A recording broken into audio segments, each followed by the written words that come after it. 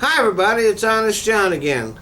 Now, when Barack Obama was first elected president, there were a lot of people who were saying that we had finally conquered racism. Racism was over. It was done for. It was a thing of the past.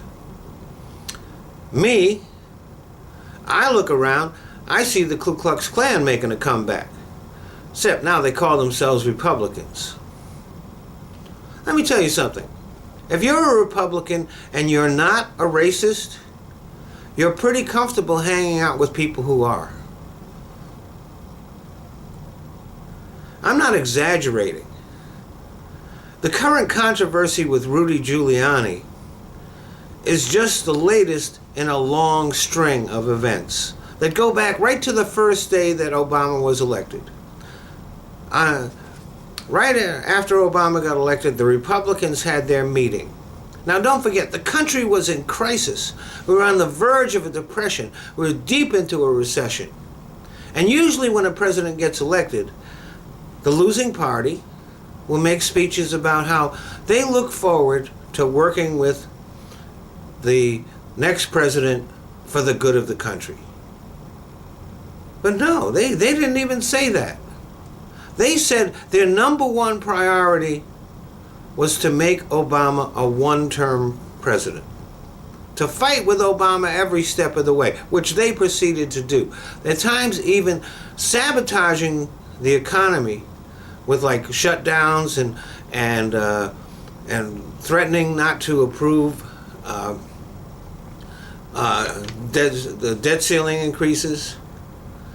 They sabotaged the economy just because they didn't want to work with Obama. And the only reason is he was black. It certainly wasn't because they loved the country. Right? They committed economic treason. You would think that they would have come out and said, our first priority is to get this country back on its feet. Our first priority is to help the American people. Our first priority is to save the economy, which, don't forget, they were responsible for fucking up. But no, their first priority was to see to it that Barack Obama didn't accomplish anything. And this economy, they can take no credit for. They fought against it every step of the way. The recovery that we're having, they tried to sabotage it.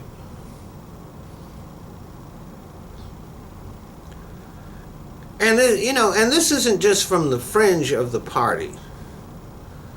This is from the top leadership. And from their elected representatives. During the State of the Union speech, it wasn't some outsider that snuck into the Congress to yell, "You lie," at the president. It was an elected Republican member of the House of Representatives.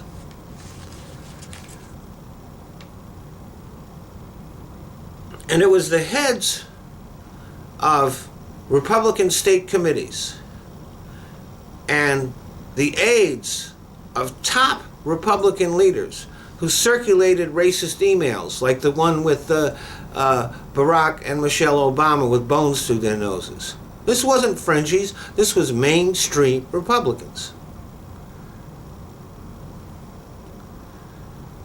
And when the birthers came along with their crazy idea that there was a conspiracy that somehow got hatched back in the 70s, right? So that 50 years later, to fake Obama's birth in Hawaii so that 50 years later he could be elected president.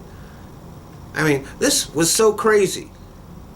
Nobody dreamt back in the 70s that there would be a black president, and certainly not one named Barack Hussein Obama.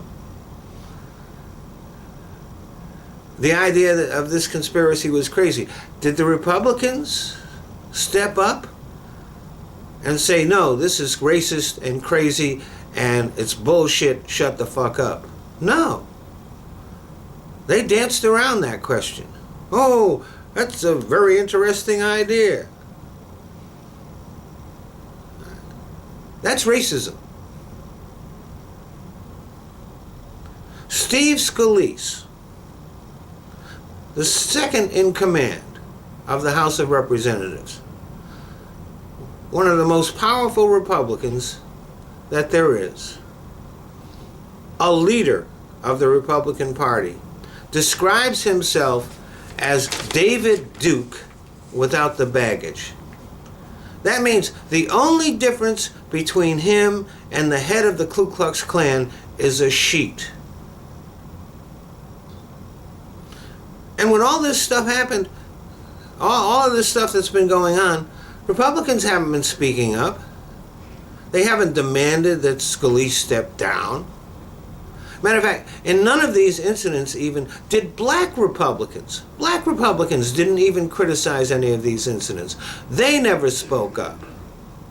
Let me tell you something. Today's black Republicans make Uncle Tom look like a freedom rider.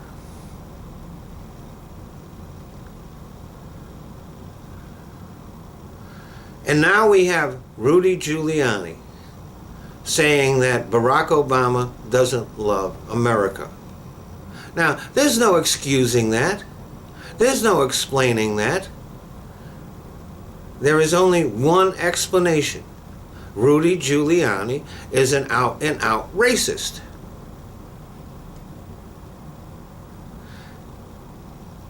And I'll tell you something. Now, I'm white. But I could really understand it if Barack Obama didn't love America. But he's got class and dignity, and he shows his love for America in every way. But I'd understand it if he didn't. Because when I see this kind of stuff going on, even as a white man, I find it hard to love America. Thanks for listening.